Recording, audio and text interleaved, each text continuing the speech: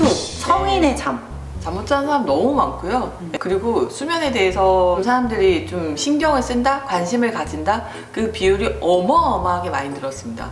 그래서 옛날에는 병원에 오는 사람들 언제부터 못 잤어요? 이렇게 물어보면 몇 년 됐다 뭐 이런 얘기도 너무 많이 듣고 그랬는데 요즘은 뭐 일주일 못 자도 병원에 올 정도로 그 정도로 잠자는 거에 대해서 관심이 좀 많으시고요. 불면증이라고 하면 어디가 아파서 못 잔다, 회사 일이 바빠서 못 잔다 이런 걸로는 불면증이라고 하진 않습니다. 근데 충분히 잠잘 상황이 됐고 뭐 다른 신체적인 문제가 없는데도 못 잔다. 그리고 주관적으로 못 자는 것도 여기는 포함이 됩니다. 주 3회 이상, 3개월 이상 이렇게 못 잔다라고 하면 불면증에 대해서 고민을 이제 해봐야 되는 건 맞습니다. 진단 기준은 뭐 여러 가지가 있는데 흔히 하는 거는 1차적인 불면증, 일단 못 잔다. 잠이 들지도 않는다. 들긴 드는데 자꾸 깬다. 한번 깨면 못 잔다. 뭐 이런 사람들. 그 다 포함이 되고요. 자긴 자는데 얕은 잠을 자요. 깊이 못 자요. 뭐 이런 것도 다 포함이 됩니다. 통증이라든지 다른 건강 상태라든지 회사 일 때문이라든지 스트레스 때문이라든지 이런 것들 이제 다 고려를 하긴 하는데요. 당장 바꿀 수 없다. 예를 들면 수술을 했는데도 통증이 계속된다라든지 난치성 병이라든지 이러신 분들이거나 아니면 암 진단 받으신 분들 이런 분들 잠이 당연히 안 올 수밖에 없잖아요. 그런 분들은 수면위생교육, 약 쓰는 거 아닌 거 그런 걸 하는 게 원칙이긴 하지만 너무 힘들 때는 단기간 약을 쓰기도 합니다. 왜냐하면 항암치료 다음 주에 가야 되는데 컨디션 아주 좋게 해서 가도 힘든데. 될까 말까인데 일주일 내내 잠 못 자고 간다 이러면 너무너무 괴롭잖아요. 치료에 방해되지 않는 선에서는 약물 치료를 한다든지 그런 게 있습니다. 그래서 상황에 맞춰서 하는 게 맞다라고 일단은 기본적으로 알고 가시면 되고, 제일 말씀드리고 싶은 거는 너무 약에 의존하지도 말고 약을 너무 겁내지도 마라. 그리고 수면 치료의 가장 핵심은 규칙적인 생활. 규칙적인 생활이 돼야 뭐 약도 먹는 거고 뭐 하는 거지. 낮에 계속 자놓고 밤에 못 잔다, 약 주세요 이러면 안 되는 거 다 아시는 거죠? 근데 사람이 또 마음대로 안 돼요. 그래서 커피 저녁까지 먹고 잠 못 잔다고 하시는 분들도 정말 많고요. 밤자리에서 막 자꾸 누워가지고 핸드폰 보면서 막 이렇게 하시는 분들, 그런 습관을 교정하는 거 작은 거지만 이게 정말 중요하기 때문에 아무리 강조해도 지나치지 않는다. 이 자리에 없지만 제가 언급을 안 드릴 수 없는 수면 위생이라고 하는 게 정말 엉망인 게 또 그런 점입니다. 흉 보듯이 얘기를 하면 커피 워낙 좋아해요. 커피는 막 물처럼 마시고 항상 늘 하는 말이 나는 전혀 카페인에 영향은 없는 사람이다. 이거를 이제 전제로 끌고 가, 자기가. 퇴근하고 저희 뭐 밥 먹고 정리하고 하면 이제 9시 이 정도 되는데 그때 운동을 해요. 그럼 이제 몸이 막 각성 상태가 막 돼. 그런 데다가 뭐 애들 씻고 재우고 뭐 하는 걸 하고 나면 자기도 자야 되는데 뭘 보고 싶지. 내지는 누워있는데 이제 잠이 잘 안 오면은 잠을 자기 위해서 TV를 틀었다. 이런 거꾸로의 행동을 하면서 잠이 안 온다고 합니다. 또 두 번째 제 주변에 또 되게 못 자는 어르신이 이제 저희 아빠 같은 경우는 되게 저는 좀 딸로서는 좀 짠한 게 뭐냐면 낮에 이제 저희 집에 잠깐 와 계시고 할 때 되게 많이 조는 모습이 있어요. 피곤하시고 이러니까 조시는데 그게 되게 악순환인 게 남자 어른들 나이가 들면 화장실 문제가 전립선 관련한 요의가 밤새 생기면서 그것 때문에 잠을 잘 못 자는 거죠. 낮에 졸고 역시 커피 좋아하시고 근데 아빠 또 좀 참어 뭐 몇 시 됐으니까 이제 커피 안 먹겠다 뭐 이런 걸 하시긴 하는데 수면의 질이 또 굉장히 떨어지는. 나이가 들면 깊은 잠 자는 게 자동으로 줄어듭니다. 뭘 하지 않아도 잠을 잘 못 자는 게 맞고, 왜 어르신들 새벽부터 일어나서 이렇게 움직이시는 게 긴 잠을 잘 못 자는 것도 맞아요. 은퇴하고 나서 진짜 문제인 게 고정된 일과가 없으신 분들이 많고 아침에 뭐 꼭 그렇게 야외 활동이나 이런 걸 안 하시는 분들도 많고 머리 대고 소파에 이렇게 기대가지고 TV 보는 거 그거 안 됩니다. 왜냐하면 제가 이렇게 설명드려요. 나는 안 잤지, 안 잤는데 머리 대고 이렇게 하다 보면 얘가 자는 걸로 잘못 인식할 수 있다. 정말 TV를 보시더라도 바른 자세로 앉아서 이렇게 꼿꼿하게. 근데 그게 잘 안 돼요. 뭐 비슷한 얘기로 아침에 되면 딱 빛을 보고 저녁에는 빛을 안 보고 그 주기를 좀 맞춰야 되는데 제가 이 콘텐츠 준비하면서 이제 감독님도 왜 잘 못 잔다고 막 그 얘기 했을 때 빛을 너무 하루 종일 보는 사람이 아닐까라는 생각을 했어요. 모니터 보고 계시고 그러면은 이제 뇌는 계속 활성화된 상태로 있으니까 스마트폰 저녁에 보지 말라고 하는 게 거기서 나오는 그 빛의 세기가 제법 세기 때문에 멜라토닌 분비를 막는다 이런 얘기를 하거든요. 어느 정도 이렇게 안정된 환경을 만드는 거는 중요하지요. 연예인들 불규칙하게 이제 생활하시면서 수면 문제가 있으니까 수면제 먹고 이게 또 약물 과다가 돼서 또 문제가 되고 막 이런 케이스들이 좀 있잖아요. 약물 얘기를 하자면 제일 많이 아시는 약이 스틸록스, 뭐 졸피뎀 똑같은 약입니다. 그 약을 제일 많이 쓰고 정신과에서 처방하는 것보다 훨씬 많은 약들이 다른 과에서 처방이 됩니다. 흔히 구해지고 하기 때문에 조심해야 될 게 이 약을 너무 믿어도 안 되고 너무 겁낼 필요도 없어요. 그러니까 예를 들면 내일 중요한 발표가 있어서 꼭 좀 자야 되는데 잠 못 자고 이렇게 머리 멍해가지고 갈 수는 없잖아요. 그럴 때 한 반 알에서 한 알 정도 쓰는 거는 문제 없습니다. 근데 이거가 너무 이렇게 편하니까 개시가 잘 되니까요 편하거든요. 그래서 그거에 너무 의존을 해버리시면 이거 없으면 안 될 것 같은 불안한 거, 그리고 나중에는 졸피뎀은 좀 양이 정말 늘어날 수가 있어요. 한 알 이상 쓰면 안 되거든요, 성인한테. 그래서 안 되면 이걸 2알 먹거나 3알 먹거나 뭐 이러신 분들도 가끔 있습니다. 큰일 납니다.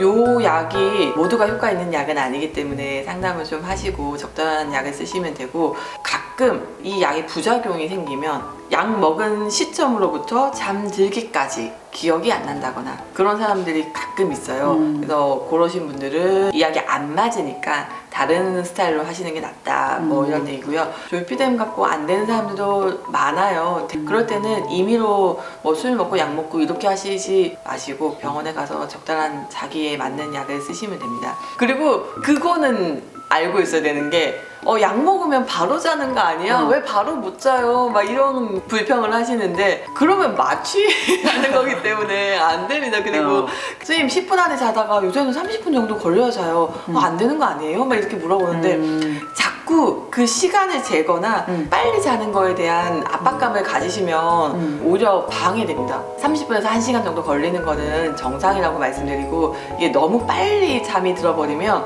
약에 의존하게 되는 그런 것도 있기 때문에 그건 맞지 않고, 수면장애가 너무너무 심한 사람들은 예외적이지만 보통의 사람들은 약 쓰다가 선생님 요새 너무 오전에 하품이 나요, 졸려요 이런 얘기를 하네요. 그러면 약 줄입시다. 제가 그 얘기해요. 약을 똑같이 써도 몸 상태나 컨디션이 좋아지면 약이 세게 느껴질 때가 있다. 그러면 줄이면 되고, 그렇게 줄이는 건 전혀 힘들거나 부담스럽지 않다. 스트레스 확실히 있는 것 같아. 그럼요. 꿈도 뒤숭숭해져. 이상한 꿈 꾼다. 그리고 어떡하지? 막 그러면서 이 생각 저 생각 계속 꼬리에 꼬리를 물고 갈 때가 있잖아요. 잠 못 자죠, 당연히. 개원 준비하면서 다들 그렇게 개원에 막 다 하기로 했어. 막 인테리어 하고 막 있는데 이제 막 또 돈도 많이 들어가고 막 이러니까 그때쯤에 다들 그렇게 막 잠을 못 자죠. 못 자고. 조원장님 못 자셨나? 엄청 못 잤죠. 조원장님 성격에는 못 잤지.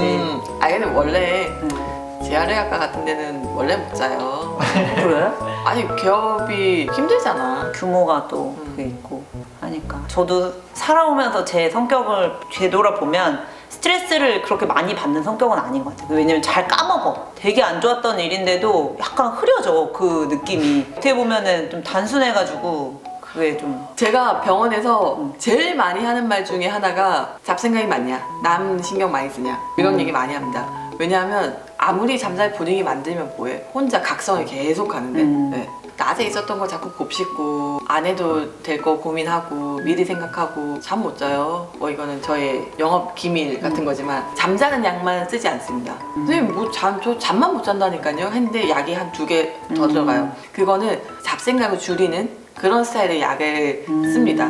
항울제 같은 거 쓰면 불안하고 예민하고 이런 거 좀 줄여주기 때문에 잠잘 분위기를 맞춰준다라고 설명을 드립니다. 선생님 제가 그렇게 심한 우울증인가요? 아니에요. 아닌데 그래도 수면제 많이 쓰는 것보다 그게 더 안전합니다. 그렇지. 예. 사람마다 자기가 원하는 주관적인 그 수면의 기준이 다 달라요. 그러니까 누구는 5시간 자도 충분한데 누구는 8시간 못 자면 난리 나시는 분들도 있거든요. 잠은 참 주관적인 게 들어간다. 근데 그래도 객관적인 수면 시간이 중요하긴 합니다. 예를 들면 7시간 자는 사람이랑 4시간 자는 사람이랑 몸에서 반응하는 게 달라요. 잠은 어느 정도 자긴 자야 된다. 그리고 꿈 때문에 어른에서 문제가 될 때는 조금 이야기가 달라집니다. 악몽을 많이 꾼다, 꿈이 너무 많아서 잔 것 같지가 않다, 뭐 이런 것들은 그래도 비교적 양호한데, 근데 잠꼬대를 너무 많이 한다, 말로 시끄럽게 한다, 뭐 그 정도도 있는데 잠꼬대 하면서 온 몸을 이렇게 발로 차고 뭐 이렇게 허공에 손짓 발짓 다 한다, 뭐 이러신 분들이 있는데, 그럴 때는 그냥 넘어가야 하면 좀 곤란한 게 본인도 못 자고 주변 사람도 못 자고 나중에 한 10년 정도 지났을 때는 뇌기능에 손상이 있을 가능성이 많다. 특히 50대 이상에서 그런 게 있기 때문에 그거는 수면 클리닉을 꼭 방문을 해보시는 걸 추천드립니다. 이 렘 수면 행동장애라는 진단명 자체도 있고요. 이 뇌의 퇴행성 질환, 대표적인 질환은 파킨슨, 치매 뭐 이런 것들.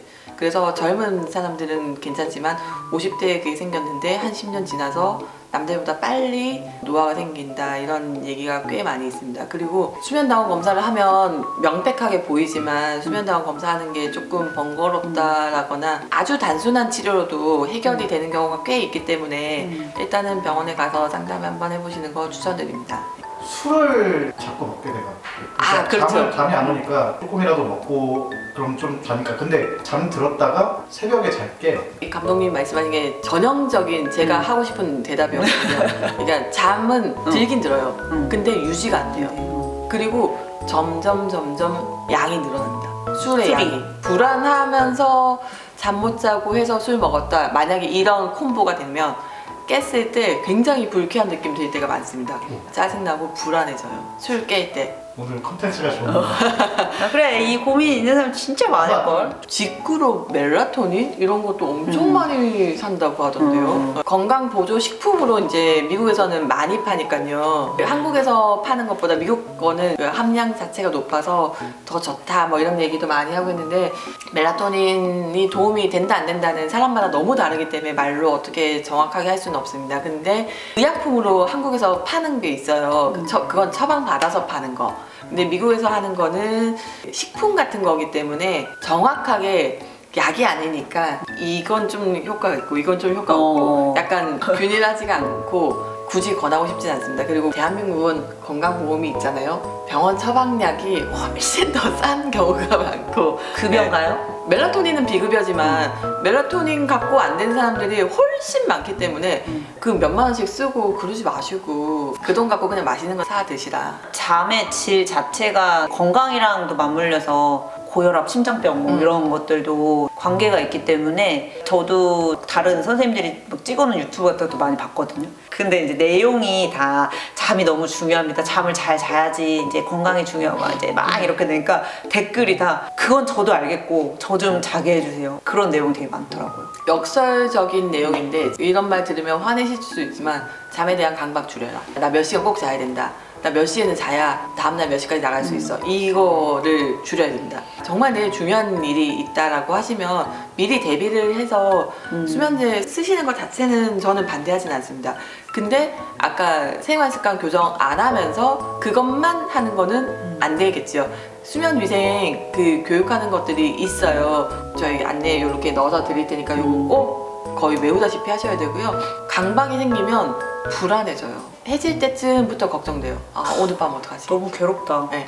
제가 운동을 권하는데요. 운동을 힘 빠지게 피곤하게 해서 자게 해라, 그건 아닙니다. 운동을 좀 하라고 하는 거는 그래도 어느 정도의 액티비티로 신체 활동량이 있어야 되는 건 맞고, 운동을 하면서 딴 생각하면서 런닝머신 못합니다. 운동을 하면서는 아무 생각 안 하는 훈련, 어떻게 보면 그게 좀 돼요.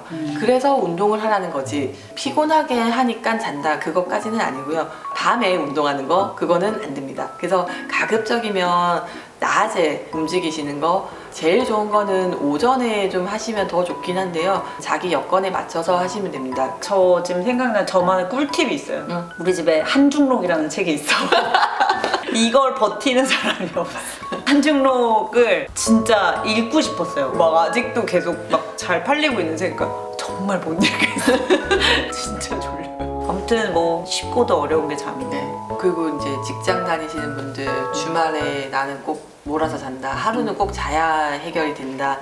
그러시는 분들 있는데 사실 좋은 패턴은 아니고 규칙적인 생활이 제일 중요하다. 네. 일단 주관적인 불면감도 상당히 중요하고요. 그리고 객관적으로 몇 시간 자는지 그 시간의 절대적인 양도 중요하긴 합니다. 하여튼 모든 것은 사람마다 다르기 때문에 누구 얘기 듣고 이렇게 결정하실 필요도 없고요.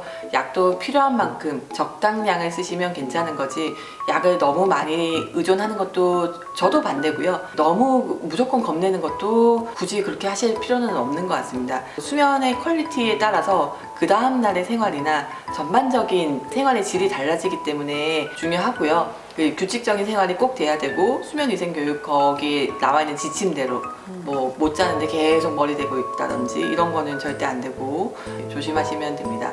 잠자는 거 너무 고생이신 분들 많은데요. 잘 자야 다른 병도 안 생깁니다. 그래야 자기 생활이 잘 되니까 고민이 되시면 가까운 병원에 가서 상의해보시는 것도 나쁘지 않습니다. 약 필요한 만큼만 쓰시면 되고요. 잘 자는 것도 중요한데요. 잘 깨는 게 진짜 중요합니다.